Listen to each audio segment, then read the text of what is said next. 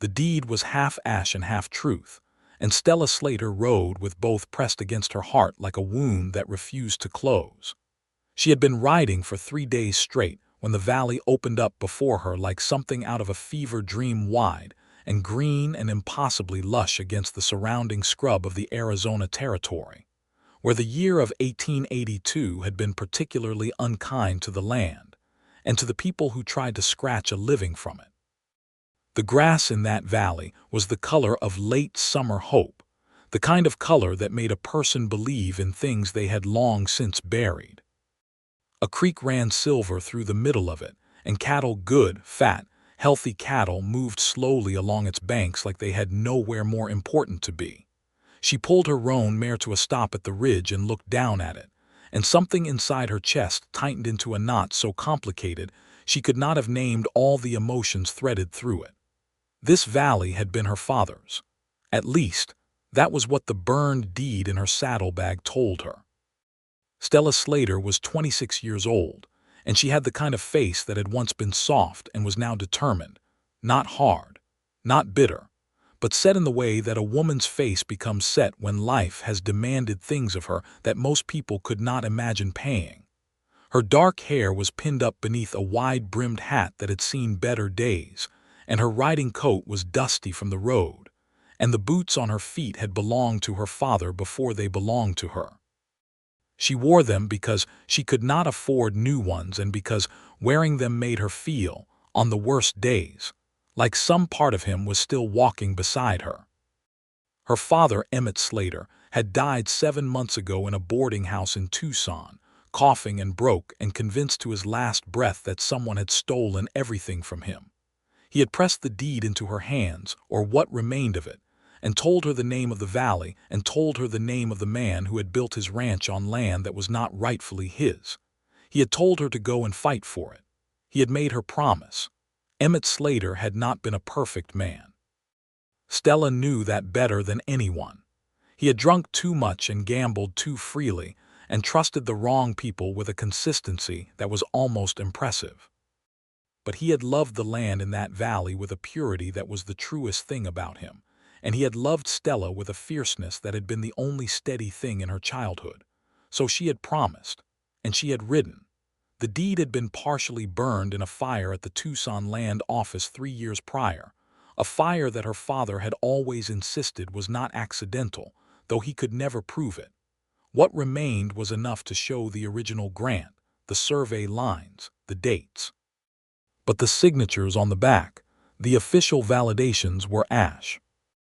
The paper itself was fragile as old skin, brown at the edges, and she had wrapped it in oilcloth and put it inside a tin and carried that tin against her body the entire journey because she could not risk losing the last piece of evidence she had.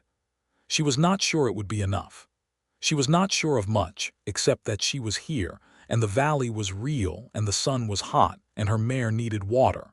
She rode down.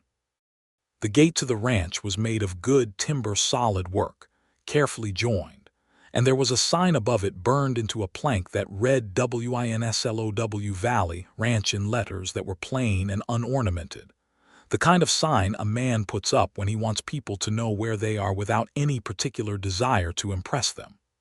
2 ranch hands were working near the gate, mending a section of fence, and they both looked up when she approached. They were young men, sunburned and curious, and one of them pushed his hat back on his head and watched her ride up with the particular attention that men in the territory paid to a woman traveling alone. "Ma'am," the taller one said, "you lost." "No," Stella said. She kept her voice even. "I am looking for the owner, a Mr. Winslow." "That be Mr. Gilbert Winslow," the young man said. "He's up at the house. You got business with him." "I do," she said, and gave them nothing more. They let her through, though she could feel them watching her ride up the long dirt lane toward the main house. The house itself surprised her. She had built up a picture in her mind over 7 months of riding and grieving and preparing herself for a fight. She had imagined something imposing, something built by a man who wanted to show the world what he had taken. Instead, the house was modest.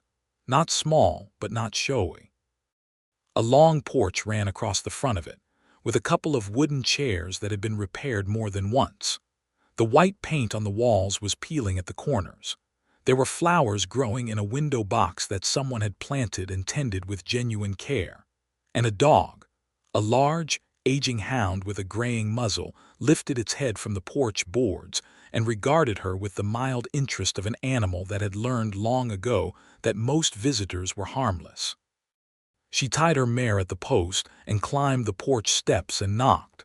The man who answered the door was not what she had expected. Gilbert Winslow was perhaps 32 or 33, with the build of a man who had worked outdoors all his adult life, broad through the shoulders, lean through the middle, with hands that were calloused and capable. He had brown hair that wanted to curl at the temples where the sweat had gotten to it, and eyes that were the particular shade of gray-green that sometimes appears in the sky just before a storm breaks and the air goes clean and electric. He was not wearing his hat, which meant he had been inside, and there was a ledger in one hand that he had clearly been working through before she knocked. He looked at her with those storm-colored eyes, and his expression was not threatening. It was simply attentive, the kind of attention a man gives when he is genuinely trying to understand what is in front of him. "Good afternoon," he said. "Can I help you?" "My name is Stella Slater," she said. "Emmett Slater was my father, and I have reason to believe that this land, this valley, and the land attached to it was originally deeded to him by the Arizona Territory Land Commission in 1869. I have the deed, or what remains of it." She watched his face as she said it. She had rehearsed this moment so many times that she had a version prepared for almost any reaction: anger, denial, bluster, the reaching for a gun, the calling for hands. She had not prepared for the reaction she actually got. Gilbert Winslow went still. Not the stillness of guilt. She had grown up watching her father react to accusations, and she knew that stillness well enough, but the stillness of a man who has just heard something that requires all of his attention. He looked at her for a long moment, and then he stepped back from the doorway and said, in a voice that was entirely measured, "Sit down. This is something we need to talk about properly." She did not move. "You are not going to deny it." "I do not know yet what I am denying," he said. "I have not seen what you have. Come in, Miss Slater, please. You look like you have ridden a long way and the afternoon is hot. Come in and sit down and show me what you have brought." She hesitated on the threshold for just a moment, old caution, old wariness, and then she stepped inside. The interior of the house was clean and practical, with a large central room that served as both sitting area and working space. There was a stone fireplace at one end, unlit in the August heat, and a long table covered with maps and papers and a half-finished cup of coffee gone cold. The walls had a few things on them: a surveying chart, a calendar from the Wells Fargo office, and one single painting, small and carefully framed, of a creek running through tall grass, which she recognized with a jolt as the creek she had seen on her way in. He pulled a chair out from the table and gestured to it, and she sat, and he sat across from her, setting his ledger aside, and folded his hands on the table and waited. She reached into her coat and withdrew the tin, and from the tin she drew the oilcloth bundle, and from the oilcloth she drew the deed, handling it with the care of something irreplaceable. She laid it on the table between them. Gilbert Winslow leaned forward and looked at it without touching it. He looked at it for a long time. He read what was legible. He studied the edges where the fire had taken the paper. His jaw worked slightly, the way a jaw does when a man is processing something difficult, and then he sat back in his chair and was quiet for a moment. "Slater," he said finally. "Emmett Slater." "Yes," she said. "He filed this claim in 1869, Gilbert said slowly. "The fire at the land office was in 1879. My uncle purchased this land in 1873 from a man named Harlan Voss, who represented himself as the rightful owner." He paused. "I inherited this ranch from my uncle 2 years ago. He died of fever." Stella absorbed this. "Your uncle, he was not the one who—" "I do not know what Harlan Voss did or did not do," Gilbert said. "But I know his name, and I know that he sold 3 other pieces of land in this territory during that period that turned out to have disputed titles. He left the territory before anyone could hold him accountable. He said it flatly, without drama, as a man states facts. Your father, did he try to reclaim it at the time? He tried for years, Stella said, and the grief in her voice was real and present, not performed. He went to the land office and they told him there was no record. He hired a lawyer in Tucson who took his money and did nothing. He wrote letters. He did not have resources to fight it in court, and by the time he had gathered enough money to try again, his health was failing. She met his eyes squarely. He died in April believing that what was his had been stolen from him and that he would never see it made right. The room was quiet. Outside, she could hear the distant sound of cattle and the wind moving through the cottonwoods by the creek. Miss Slater, Gilbert said, and his voice was careful but not cold. I am going to be honest with you, because I think that is what this situation requires and, frankly, what you deserve. This deed, as it is not going to hold up in any territorial court without the authenticated signatures. The burned portions are precisely where the official validation would have been. I'm not saying that to discourage you. I am saying it because we need to understand what we are actually dealing with. I know that, she said. I'm not a fool. I can see that, he said, and there was something in the way he said it that was not condescending but was, instead, genuinely respectful. What I am also going to tell you is that I have the original bill of sale from Harlan Voss to my uncle upstairs in my desk, and if Voss fraudulently sold this land knowing that your father held a prior claim, then there are legal avenues. He paused. If there is a record of your father's original filing somewhere, a secondary record, a witness, a surveyor's log, then there is a case to be made. Stella stared at him. You would help me make that case. If the land was stolen from your father, Gilbert Winslow said, meeting her gaze with those gray-green eyes that were steady and unreadable and something else she could not quite name, then I have been living on stolen land for 2 years without knowing it. That is not something I am willing to simply accept and move on from. He stood up from the table. You have ridden a long way. You look like you have not eaten a proper meal in some time. You will have supper here tonight and you will sleep in the spare room. And tomorrow, we will figure out together what needs to happen next. Stella opened her mouth to refuse because accepting hospitality from a man she had ridden here to confront felt complicated in ways she had not prepared for. He seemed to anticipate this. Miss Slater, he said quietly, I am not your enemy. I did not know about your father's claim until 5 minutes ago. You can be suspicious of that if you like, and perhaps that is wise. But I would rather earn your trust through actions than ask for it outright. Let me start with supper. She looked at him for a long moment. The deed lay between them on the table like a fragile, burned bridge. She thought of her father's face in that boarding house room, his hands shaking as he pressed the tin into hers. She thought of the promise she had made. Supper, she said at last. And then we talk. And then we talk, he agreed. His cook was a compact, efficient Mexican woman named Dolores who had been with the ranch since Gilbert's uncle's time and who showed Stella to a washroom with the brisk hospitality of someone who had no patience for drama but considerable warmth for genuine need. Stella washed the 3 days of trail dust from her face and hands and looked at herself in the small tin mirror above the basin, and barely recognized the woman looking back at her, the set jaw, the careful eyes, the way tension had become the default expression, so gradually she had stopped noticing it. She went back to the main room and found that Gilbert had cleared the table of his work papers, and that Dolores had set it for 2 with plain white plates and tin cups. And there was a pot of something that smelled of chili and cumin, and the particular comfort that only hot food can provide after too many days of dry jerky and hardtack. They ate across from each other, and the conversation was careful at first, the kind of careful that 2 people exercise when they are genuinely uncertain about each other and genuinely interested in finding out. He asked her about the journey. She told him about riding up from Tucson, through the desert passes, stopping at the small settlements along the way where she had traded work for a night's shelter when her money ran short. She had mended 3 saddles, helped birth a calf, and taught a rancher's daughter how to cipher in exchange for a place to sleep. "You know how to cipher?" he asked.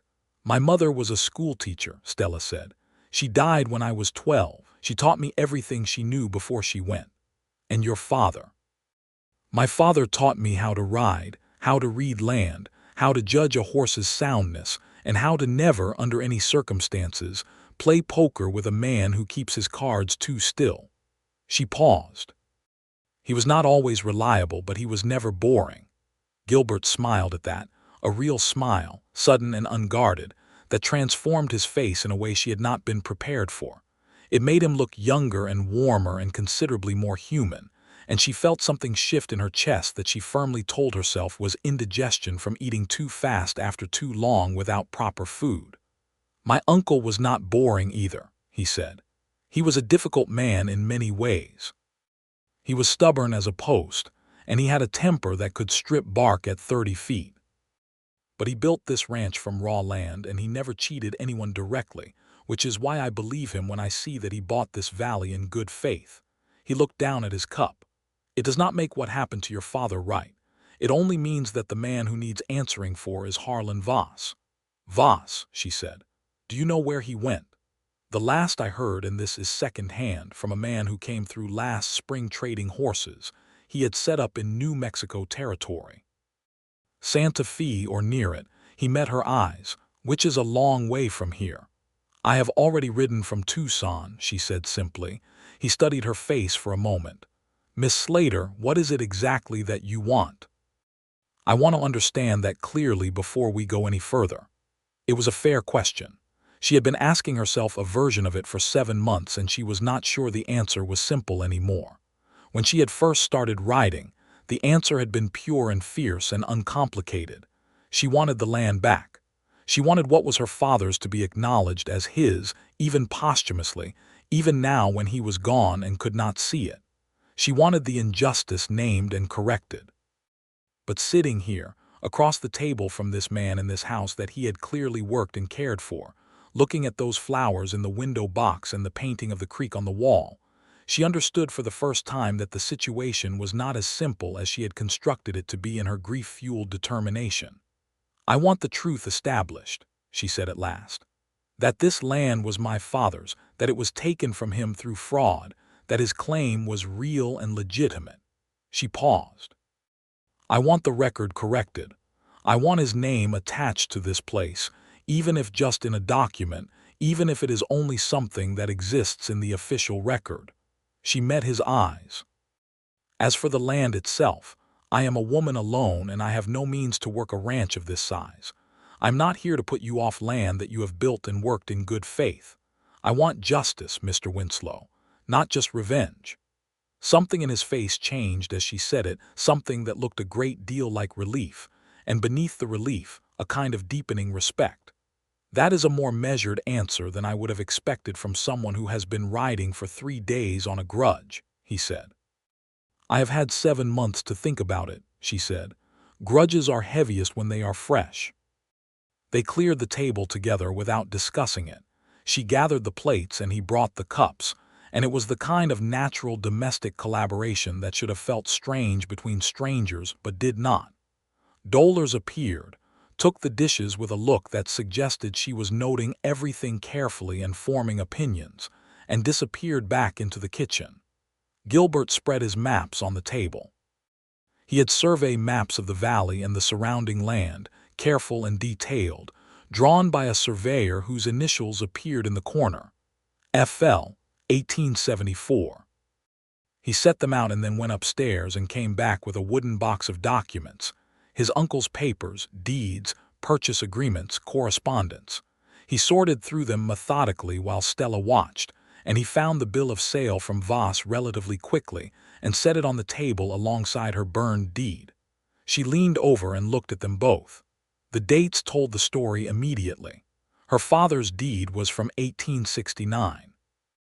Voss had sold the land to Gilbert's uncle in 1873, 4 years after Emmett Slater had legally claimed it. "He knew," she said quietly. "Voss knew. This was not an innocent mistake. He waited 4 years after my father's claim was filed and then sold it. It looks that way, Gilbert agreed, his voice tight with something she recognized as controlled anger.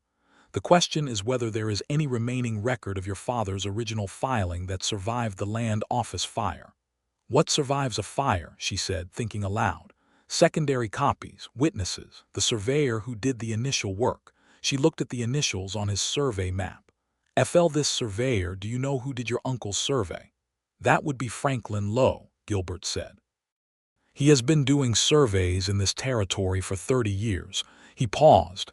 He is still working. He was in Prescott last I heard. Stella looked up at him. Would he have records going back to 1869? Franklin Lowe keeps records of everything, Gilbert said. He is that kind of man. He was quiet for a moment. Prescott is 4 days' ride from here. Then someone should go to Prescott, she said. I have a man I can send, he offered. She shook her head. I am going myself. This is my father's cause. He looked at her steadily. Then I am going with you, she frowned. You do not need to, Miss Slater, he said. And there was something firm and quiet in his voice that was not commanding so much as it was simply decided. If Franklin Lowe has a record that establishes your father's prior claim, then that record will also establish that Voss committed fraud, which means my uncle was defrauded, which means I have legal standing in this matter as well. This is not purely your problem. It is also mine. She considered this. It was logical. It was even, in a strange way, reassuring, not because she needed his help, but because she had been carrying this particular weight alone for so long that the idea of someone else picking up a corner of it felt like being able to straighten her spine for the first time in months. All right, she said. We leave day after tomorrow. I need a day to rest my mare. Of course, he said. She looked at the maps and the documents spread across the table, and she thought about Harlan Voss in Santa Fe or wherever he had settled himself, living off a transaction that had cost her father everything, and she felt the grudge she had ridden in with settle into something colder and more purposeful. She would see this through. She would see it through right to the end. She was simply going to have company on the road, which was something she had not planned for. The next day, while her mare rested in the paddock and ate good hay and recovered from the journey with the contentment of an animal well cared for, Stella found herself idle in a way she had not been for months. She walked the valley. She could not help herself. She walked along the creek and looked at the grass and the cottonwoods, and the way the light fell in the afternoon, golden and heavy, and she understood viscerally and without any need for explanation why her father had loved this place. Why he had given years of his life trying to get it back. There was something in the land that resonated at a frequency she could feel in her bones. Gilbert Winslow came and found her at the creek in the late afternoon. He had been working. She could see it in the dust on his coat, and he had shed his hat somewhere and was carrying 2 tin cups of coffee, which he offered to her with the simple practicality of a man who knows that coffee is a universal goodwill gesture. She accepted it.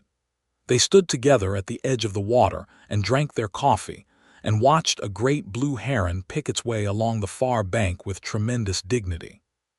Your father chose well, Gilbert said eventually. This is good land. He walked every inch of it before he filed the claim, she said. He told me that. He said he wanted to know the land before he committed to it, the way you want to know a person before you make a promise to them. That is a sound philosophy, Gilbert said. He glanced at her sidelong. Were you close to him? She thought about how to answer that. He was not easy to be close to, she said honestly. He had a restlessness in him that made staying in one place difficult. After my mother died, we moved a great deal. I grew up on the road more than anywhere settled. She paused. But when he was present, when he was really there was no one like him. He had this capacity to make you feel like you were the only person in the world who mattered to him in that moment. That is a gift, Gilbert said, and a grief when it goes. She looked at him. You lost people too. My uncle, he said, 2 years ago. He was the only family I had left by then. My parents died in a fever outbreak in Missouri when I was 17. My uncle brought me out west and put me to work and was difficult and demanding and occasionally unjust, and I would give a great deal to argue with him again. He said it matter-of-factly, without self-pity, and she found that refreshing grief stated plainly, without performance. 17 is young to lose parents, she said. 12 is younger, he said. They looked at each other across the particular bridge that grief builds between people who have stood in the same dark places. We should both be sleeping by rights, she said. Long ride tomorrow. We should, he agreed. But neither of them moved for another few minutes, watching the heron and the water and the last of the afternoon light going copper over the rim of the valley.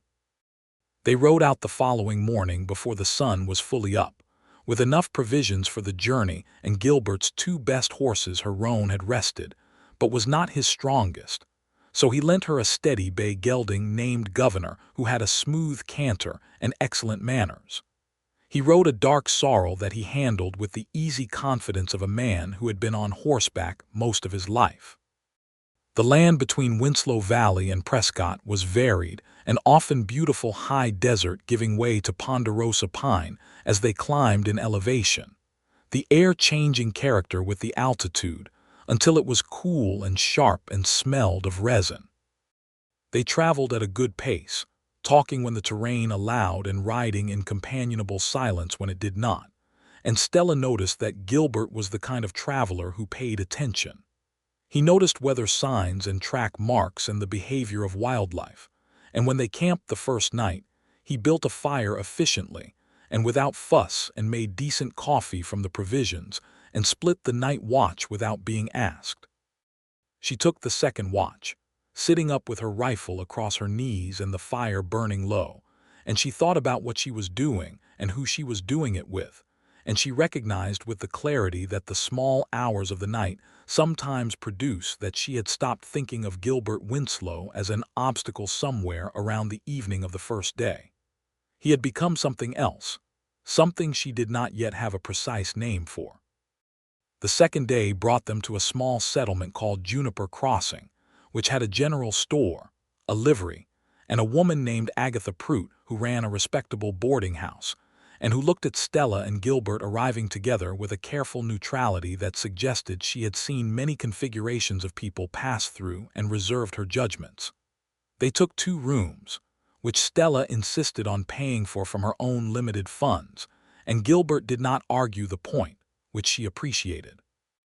Over supper in the boarding house dining room, which was better than trail food and considerably better than what she had been eating for most of the past 7 months, she told him more about growing up with her father, the settlements, the temporary claims, the seasons spent in places that never quite became home because Emmett Slater always had one eye on the next horizon.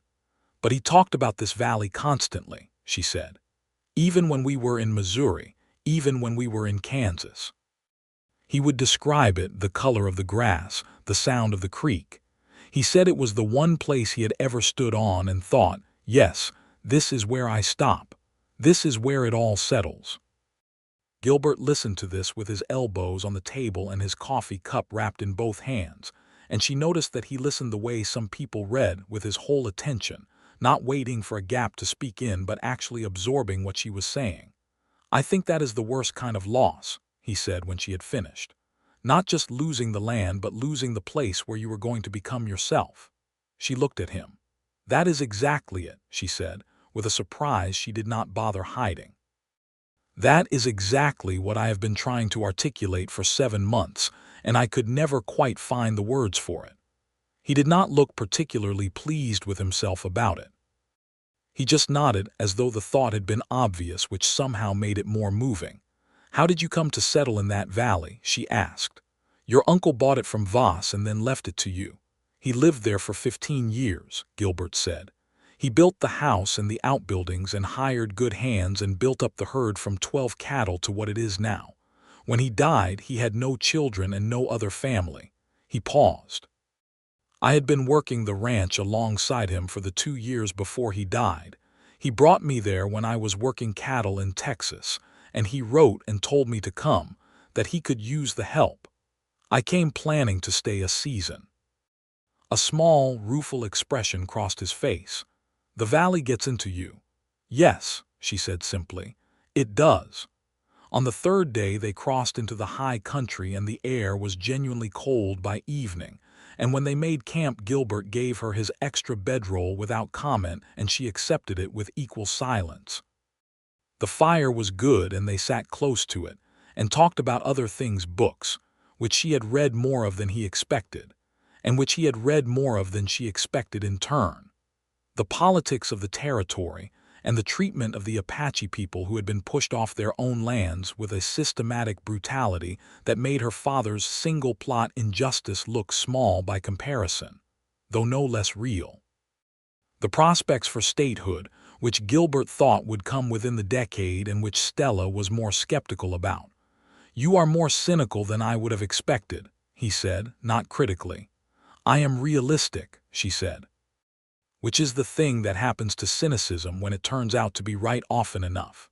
He laughed at that, a full, genuine laugh, and she felt it like something bright and warm moving through the dark and the cold, and she thought, not for the first time, that Gilbert Winslow was a considerably more complicated and interesting person than the villain she had constructed in her imagination over 7 months of righteous riding. They reached Prescott on the afternoon of the 4th day. It was a proper town by 1882 standards, a courthouse, a hotel, several saloons, a bank, law offices, a newspaper.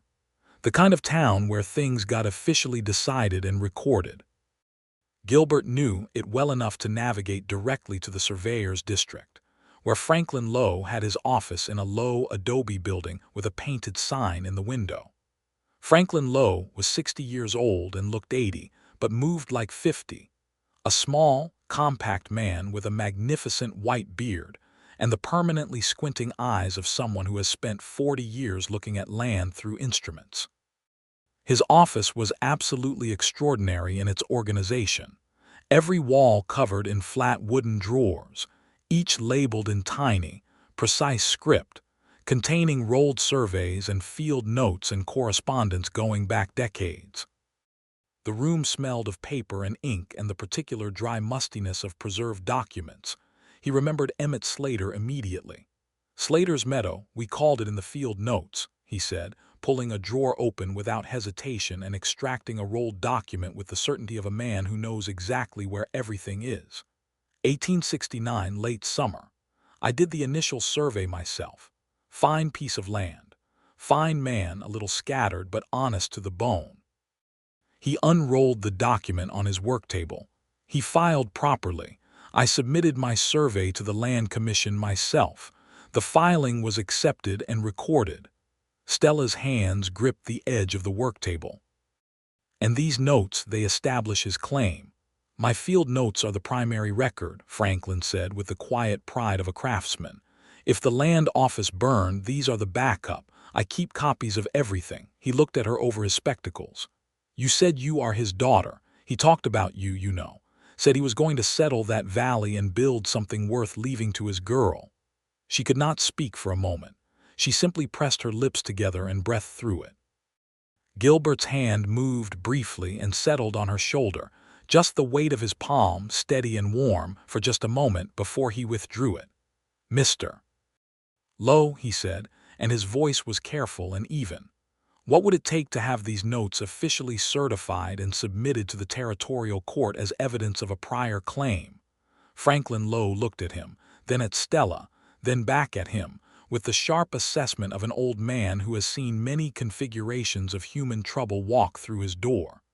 "It would take a lawyer," he said, "a good one. And it would take my testimony, which I am prepared to give, because I do not take kindly to land fraud and never have." He re-rolled the document with practiced hands. "There is a lawyer in this town named Archer Beale who specializes in land disputes. He is expensive, but he is honest, which is not always the same thing." "Set us an appointment," Gilbert said. Archer Beale was a tall man in his 40s with spectacles and the measured manner of someone who weighed words before spending them. He listened to everything: the burned deed, Franklin Lowe's survey records, the bill of sale from Voss to Gilbert's uncle, the timeline, and he asked precise questions and took precise notes, and at the end he sat back in his chair and said that the case was strong. "Stronger than most I have seen," he said. "The primary record survived in Lowe's files. The fraudulent nature of Voss's sale is evident from the dates. The chain of title is broken at a specific and demonstrable point." He looked at Stella. "The question is what remedy you are seeking. You are the heir of the original claimant. The land could theoretically revert to you." Stella looked at Gilbert. He was already looking at her, and in his face was that careful, waiting attentiveness, no anxiety, no defensiveness, just openness to whatever she was about to say. "What I want established in the record," she said slowly, "is that the land was my father's. That Emmett Slater held a valid prior claim. That Harlan Voss committed fraud. I want that in the official record of the Arizona Territory, where it cannot be burned away." She paused. "As for the property itself, it was worked and built in good faith by Mr. Winslow's uncle, and has been built further by Mr. Winslow himself. I am not seeking to dispossess someone who was also a victim of Voss's fraud."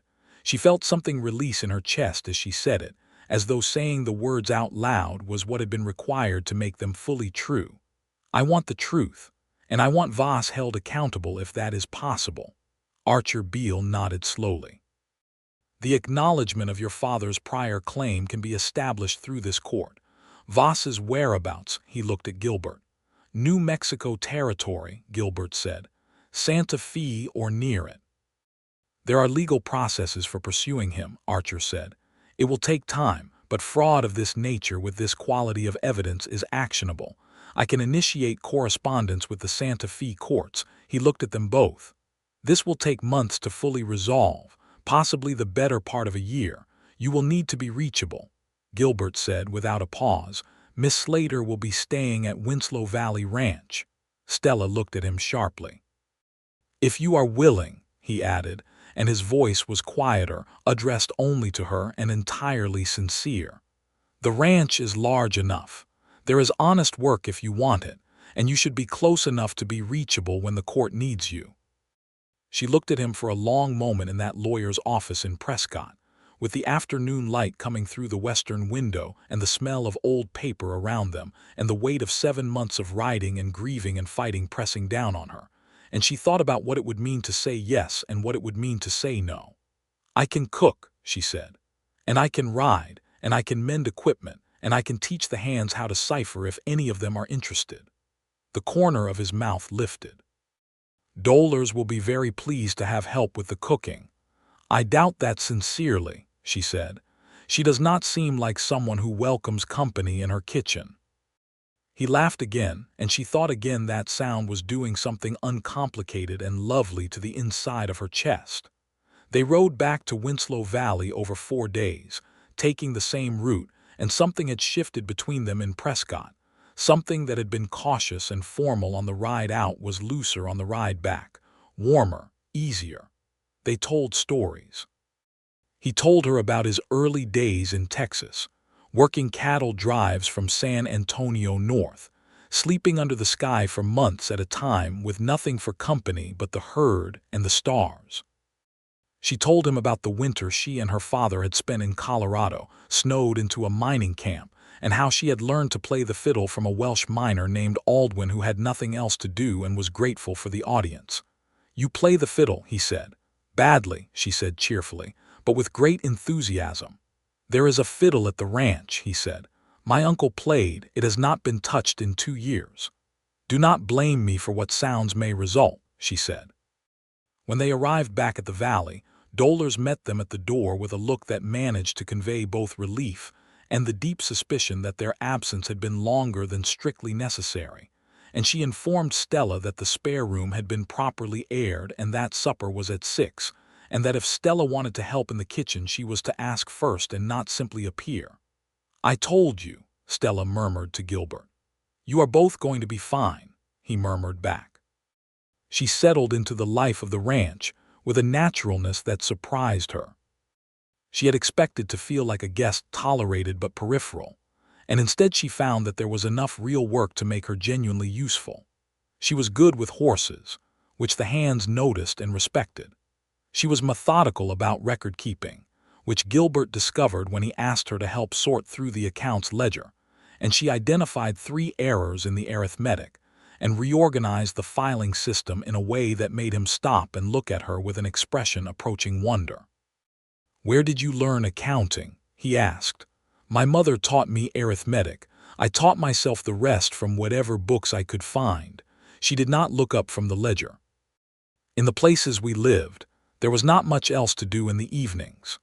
He hired her properly, formally, with a fair wage that she accepted without embarrassment, because she had learned that false pride about money was something you could not afford.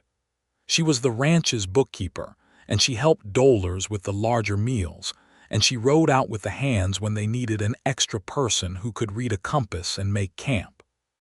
The hands, there were 5 of them, ranging in age from 19 to 40-something, treated her with a respect that she recognized was partly because of how she handled herself, and partly because of how Gilbert had clearly indicated she was to be treated. The letters began arriving from Archer Beale in Prescott 6 weeks after their visit. Progress was being made. The territorial court had acknowledged the petition.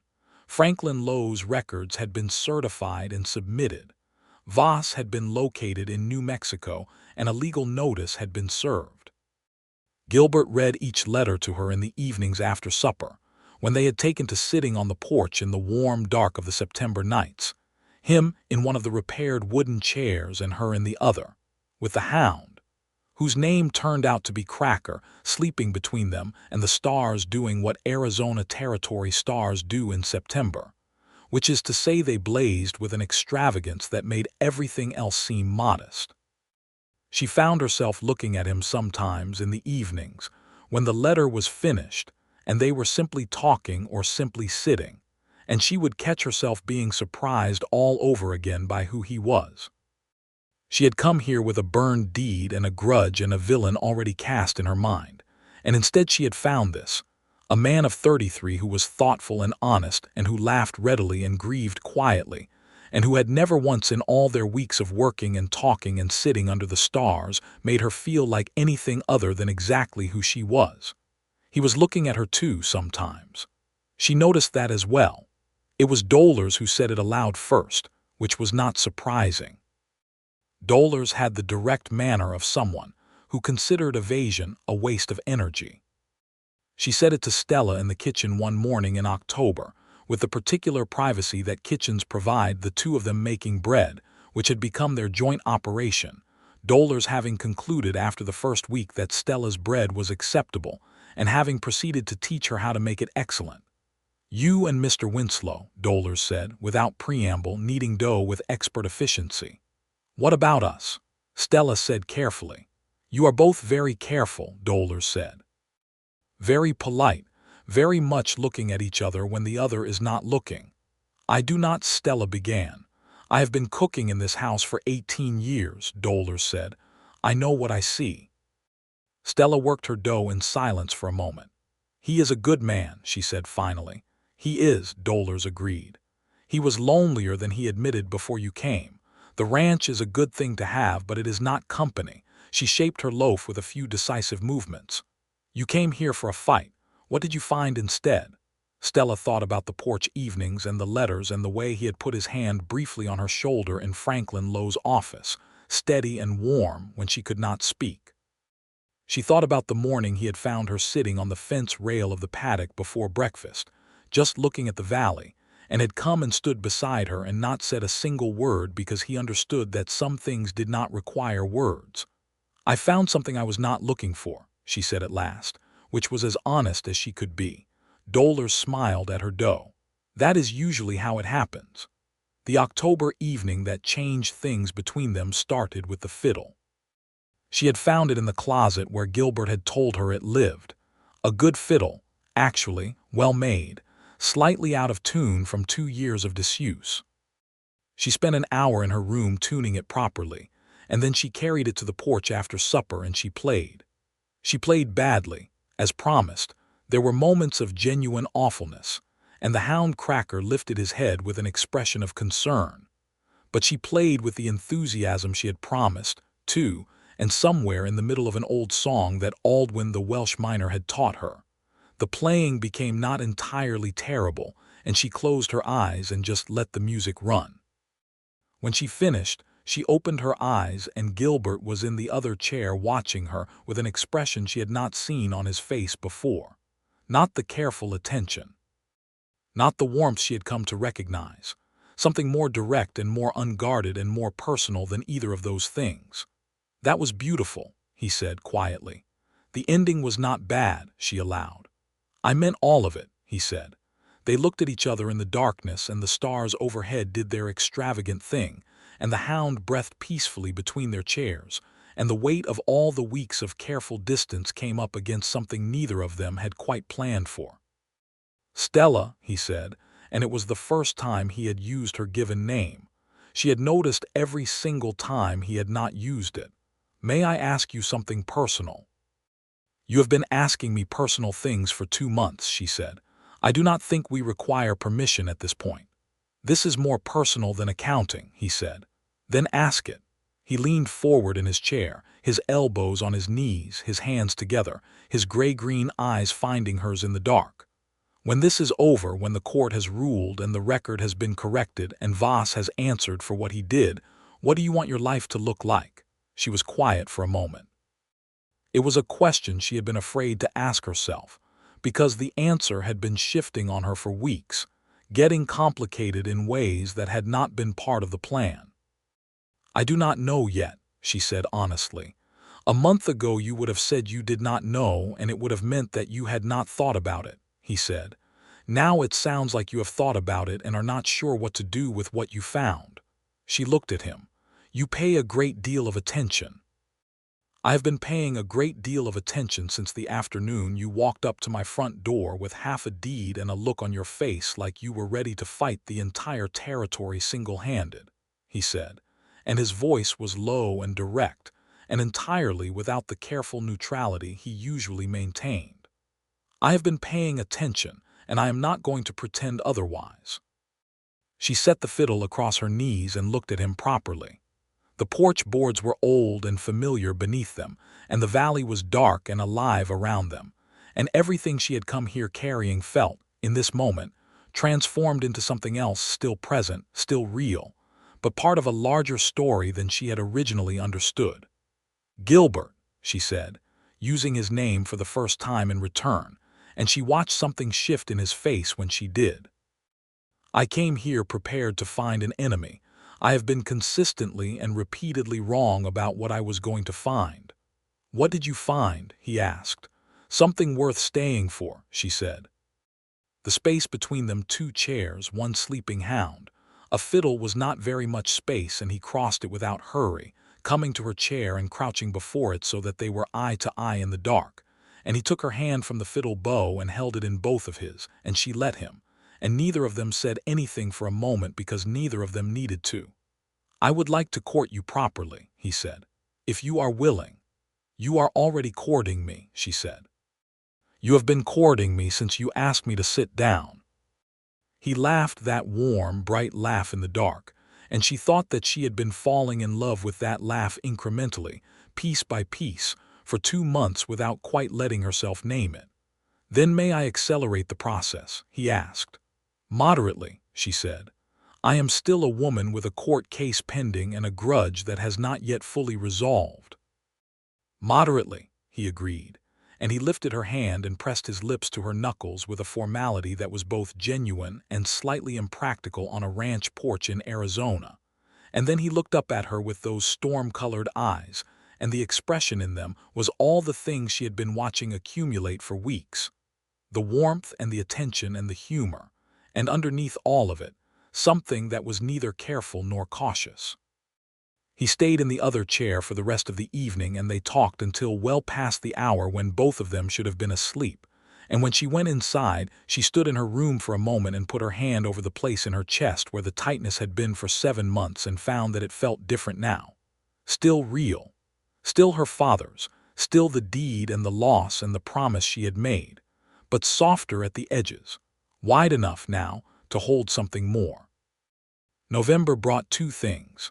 The first genuine cold of the season, which arrived with dramatic force and turned the mornings white with frost and the creek silver at its edges, and a letter from Archer Beale in Prescott that was the most significant one yet.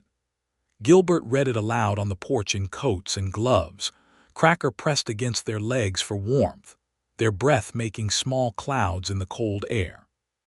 The letter informed them that the Arizona Territorial Court had formally acknowledged Emmett Slater's prior claim to the valley, based on Franklin Lowe's certified survey records and the fraud timeline established by the competing deed dates. The court had issued a finding that Harlan Voss had committed deliberate land fraud, that the sale to Gilbert's uncle had been made in bad faith by Voss, and that the original claimant's prior rights had been established.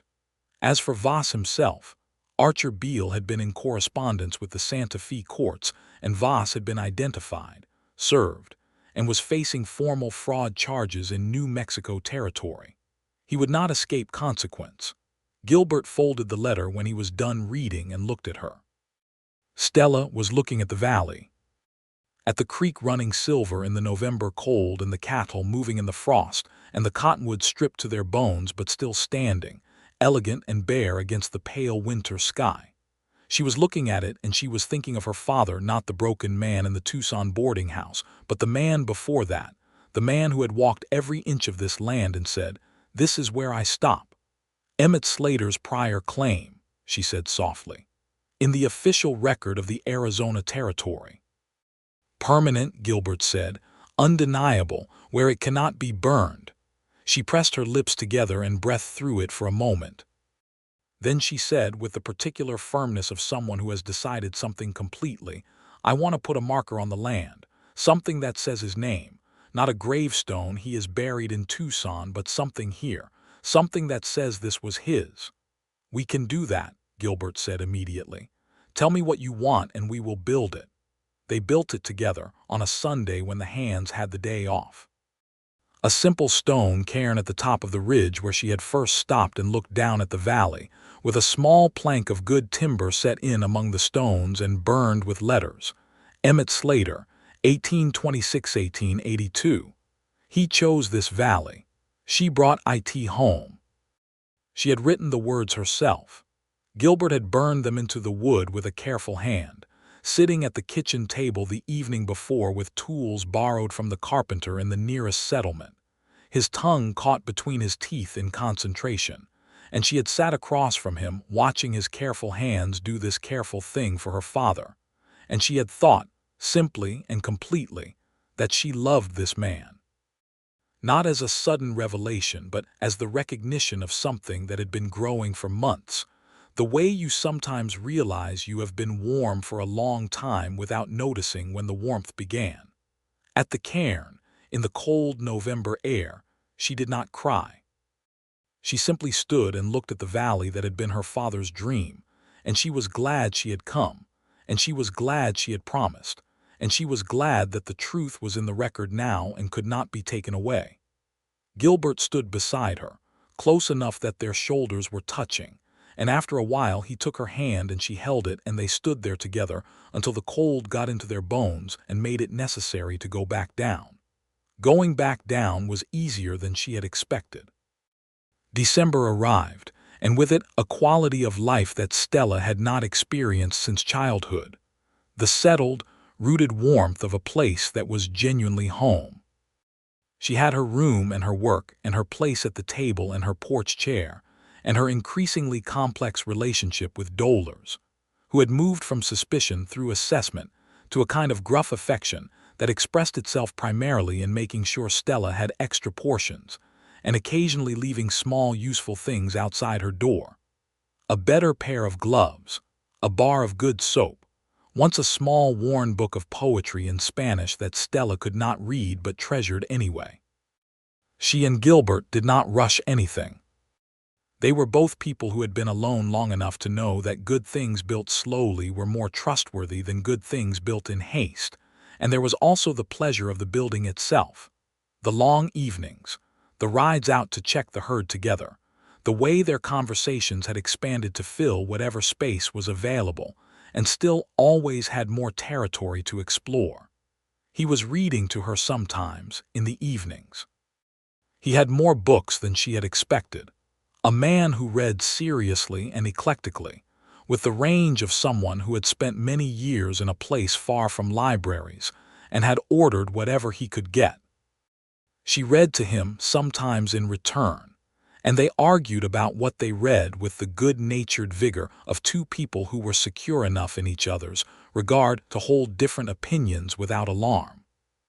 He kissed her for the first time in December, on an evening when they had come in from checking the north pasture fence in cold that had gotten serious, and she had been standing by the fireplace warming her hands, and he had come to stand beside her, and she had turned to say something and found him very close, and the something she had been going to say vanished entirely.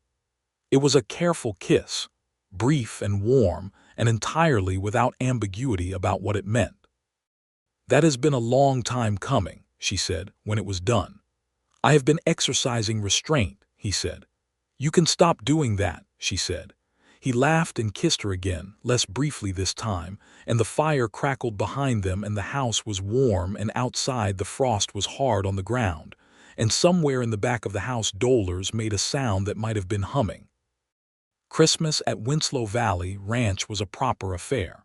Not lavish, but warm and deliberate, with a tree cut from the high country and decorated with things dolers had accumulated over years of holidays, and a meal that took 2 days to prepare and was consumed with the enthusiasm of a table full of people who had worked hard all year and were glad of a day that was only for this. The hands ate with them, all 5 of them, plus Dolar's nephew who had come for the holiday, and there was a bottle of good whiskey, and someone produced a harmonica, and Stella played the fiddle, better now than she had been in October, and the evening went on much longer than anyone had planned. In the quiet of the late night, when everyone else had gone to bed, she and Gilbert sat by the dying fire with cups of the last of the whiskey and the tree still lit with small candles, and he said without preamble, the way he said the things that mattered most, "I love you, Stella." She looked at the fire for a moment and then at him. "I love you too," she said. "I think I have for a while. I was simply being careful about it." "We are both very careful people," he said. "Moderately careful," she said, which made him smile, remembering the porch and the fiddle and the first time he had asked. "Will you stay?" he asked. "Not as the bookkeeper, not as the woman with the deed. Stay with me, here, permanently." He was looking at her steadily, all of his careful attention focused entirely on her face, ready for whatever she said. "I am not asking you to give anything up. I am asking you to add something to what you already have." She thought about what she had arrived with, the burned deed, the grudge, the promise to her father, the weight of all of it across her shoulders for 7 months.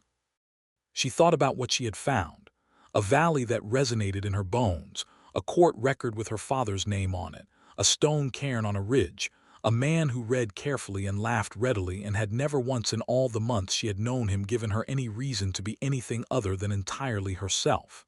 "Yes," she said, "I will stay." The winter settled in around them, deep and quiet and full of work as ranch winters are. She stayed. January brought frozen pipes in the bunkhouse and a difficult calving and a 3-day blizzard that kept everyone inside and was, for Stella, one of the most contented periods she could remember, the enforced stillness of it, the warmth of the house, the way that being snowbound strips life down to its essentials and makes the essentials feel like everything. They talked about marriage in February, the way they talked about most things, directly and without drama. He asked her properly. He had, she suspected, given the question considerable thought, because he came at it with the particular preparation of a man who wants to do a thing right. He asked her on the ridge by her father's cairn, which she recognized immediately as a deliberate choice, the kind of choice a man makes when he understands that what matters to the person he loves matters to him as well. "I want to marry you," he said. "I want to build a life here with you that your father would have recognized as good. I want to be the kind of man that the woman who kept that burned deed for 7 months and rode all the way here to set things right can love without reservations." She looked at him in the February cold, with the valley spread out below them bare and beautiful in the winter light, and she thought of every permutation of this moment she had imagined over the past months, and none of them had been as simple or as complete as what this actually was. "You already are that man," she said. "Yes, Gilbert, I will marry you." They were married in the spring, late April, when the valley was coming back to life, with the particular extravagance of a place that knows how to do spring properly. The grass was green again, and the creek was running full with snowmelt, and the cottonwoods were in their first bright leaf. They were married by a circuit preacher who came through the territory on a route that took him to settlements and ranches that were too small or too remote for a standing church. A genial older man named Reverend Samuel Cross, who had a practical attitude toward frontier weddings and a genuine warmth for the people he married. It was not a large ceremony. Dollar stood with Stella, and the oldest of the ranch hands, a weathered, quiet man named Pete Graves, who had been on the ranch since Gilbert's uncle's day and who had, in his undemonstrative way, developed a protective regard for Stella, stood with Gilbert. The other hands were there, cleaned up and solemn with occasion. Franklin Lowe had ridden down from Prescott when he heard, because he said a man was entitled to see the good outcomes of the work he did, and because he had been very fond of Emmett Slater, and this felt like a completion of something. Stella wore a dress that Dollars had helped her alter, a good dress, cream-colored, with careful embroidery at the cuffs that Dollars had done herself in the evenings over the preceding weeks, presenting it the morning of the wedding with the brisk manner of someone who had no intention of being sentimental about it. She was radiant. She knew she was, not from vanity but from the knowledge of what she was feeling, which was a happiness so thorough and uncomplicated that it made her slightly dizzy, as though her body was not quite accustomed to it yet. Gilbert, standing at the ridge by her father's cairn, where they had chosen to have the ceremony because of course they had, in his best coat with his brown hair combed properly, and his gray-green eyes finding hers across the small gathered group, looked like the specific answer to a question she had stopped believing she would ever get to ask. Reverend Cross said the words and they said their words back, and it was done, and it was real, and the valley was green all around them. The celebration afterward was everything a ranch celebration should be: substantial food and good company, and the fiddle brought out, and Pete Graves produced a mouth organ nobody had known he owned, and the dancing went on longer than anyone had planned. Even Dollars danced once with Franklin Lowe, both of them moving with the careful dignity of people who had not danced in some years but remembered it completely. A letter arrived from Archer Beale in June. Harlan Voss had been formally convicted of land fraud in New Mexico territory. He had been sentenced to 2 years in the territorial prison and ordered to pay damages to the surviving heirs of those he had defrauded. The amount attached to Emmett Slater's case was not large, because Voss had not been a wealthy man despite his frauds, but it was something. It was more than nothing. It was, specifically, a number in a document with official seals that said, in the language of law, "This was a wrong and this wrong is acknowledged, and this man has been held accountable." Gilbert read it to her in the kitchen after supper, and she put the letter down on the table and looked at it for a moment with her hands flat on the wood, and then she looked up at the window that looked out over the valley, their valley, which was also her father's valley, which was also just the valley, which had always been and would continue to be exactly what it was regardless of what names human beings put on it. "It is done," she said. "It is done," he agreed. She was quiet for a moment. Then she said he would have been glad, not satisfied exactly, that was not his nature, but glad. "I think he would have been very glad about more than just the legal case," Gilbert said. She looked at him. "Do not make me cry in the kitchen," she said. "Dollars will be impossible about it."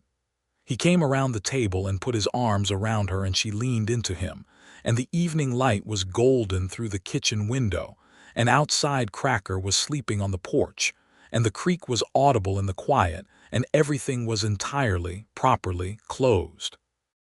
Summer at Winslow Valley Ranch had its own particular rhythms, the hard work of peak season, the long days that stretched from before sunrise to after sunset, the satisfaction of work well done in land that responded to it.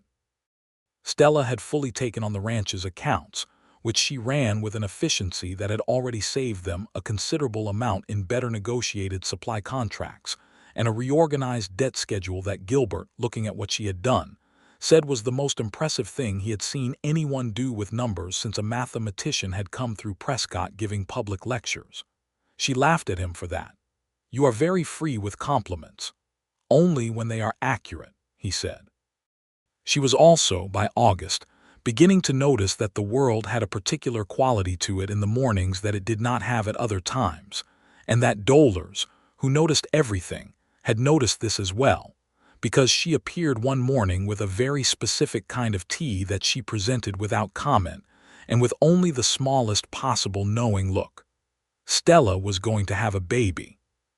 She told Gilbert on the porch, on an August evening that was still warm, with the stars doing their extravagant thing and cracker between their chairs and the fiddle leaning against the house wall. She told him directly because that was how she told things, and she watched his face move through the sequence of reactions, the first moment of absorption, and then the comprehension, and then something that was not a word she had a good name for, a kind of overflow of feeling that was too large for his face to contain all at once. He reached across and took her hand. "Stella," he said, and his voice was unsteady in a way it almost never was, and she loved him entirely for that unsteadiness. "I know," she said. "I know." They sat in the warm August dark and were quiet together for a long time in the way of people who are absorbing something enormous and do not need words to do it. The baby arrived in March of 1884, in the middle of a week that could not decide between winter and spring, and was cycling through both at irregular intervals. He arrived, a boy, solid and assertive from the first breath, with a full head of dark hair like his mother and gray-green eyes that appeared in the first weeks like a slow development of something always present.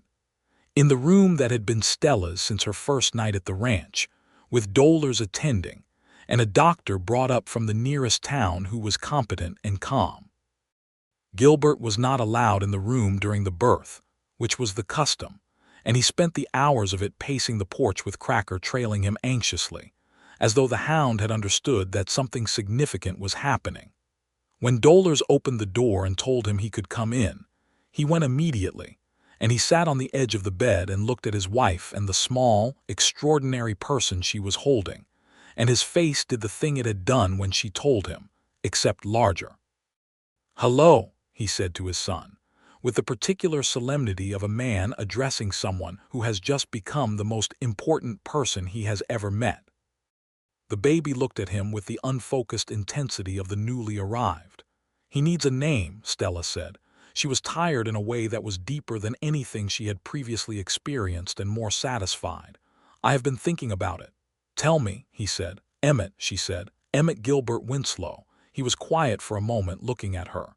His jaw did the thing it did when he was holding back something large. "Yes," he said. "That is exactly right."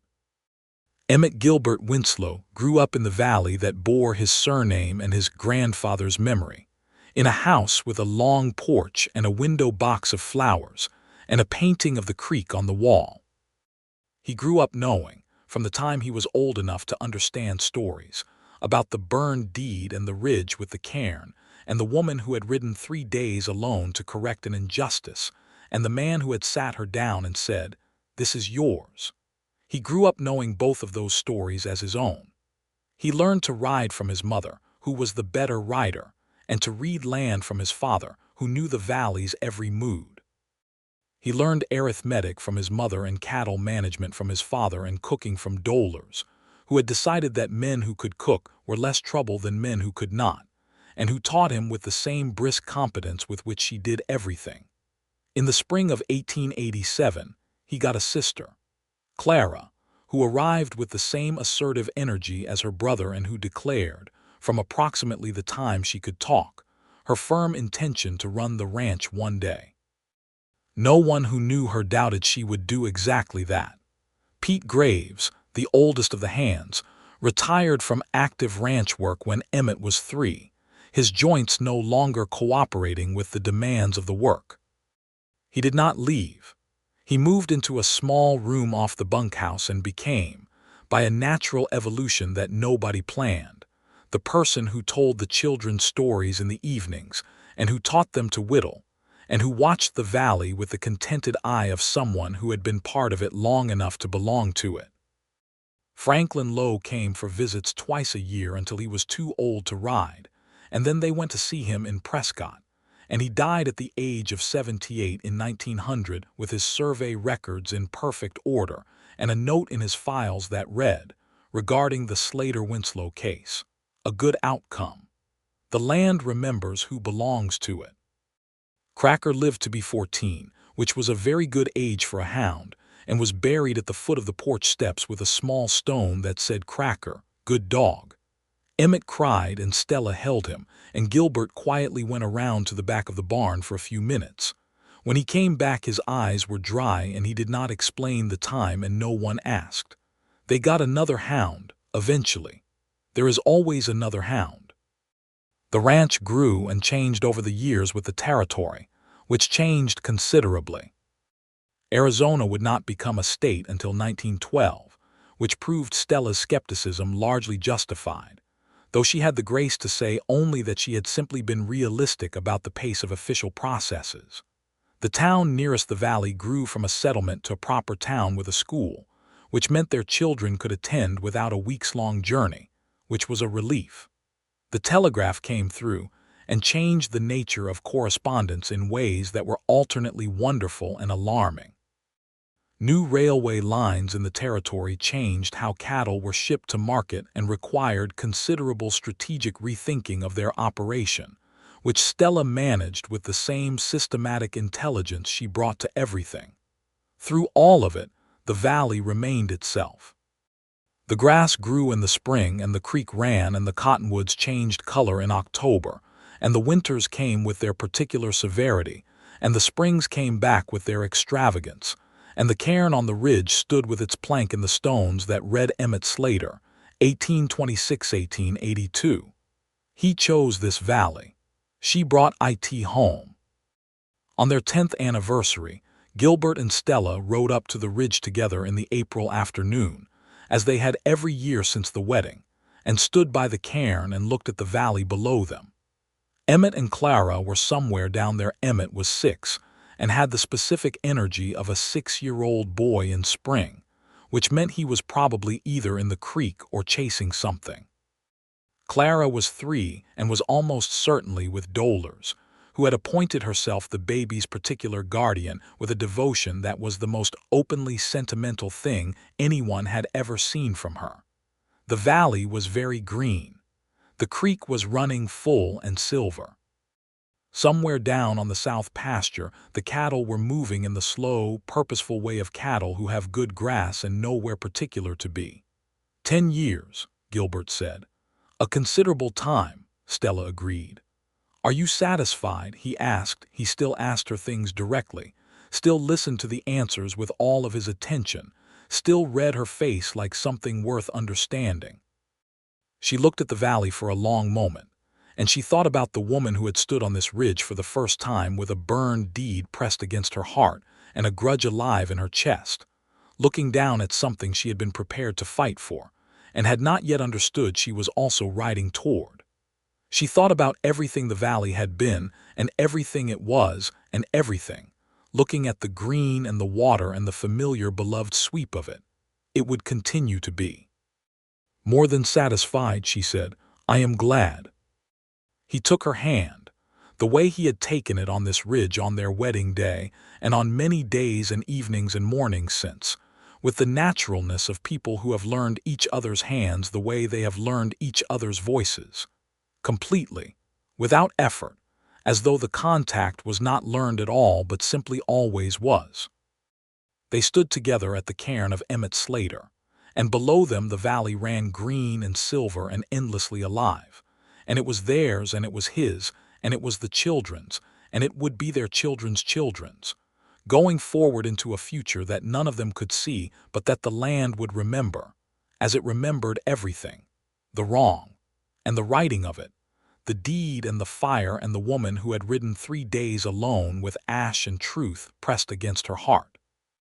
And the man who had looked at both and said, "Sit down, this is yours," and so it was, and so it remained.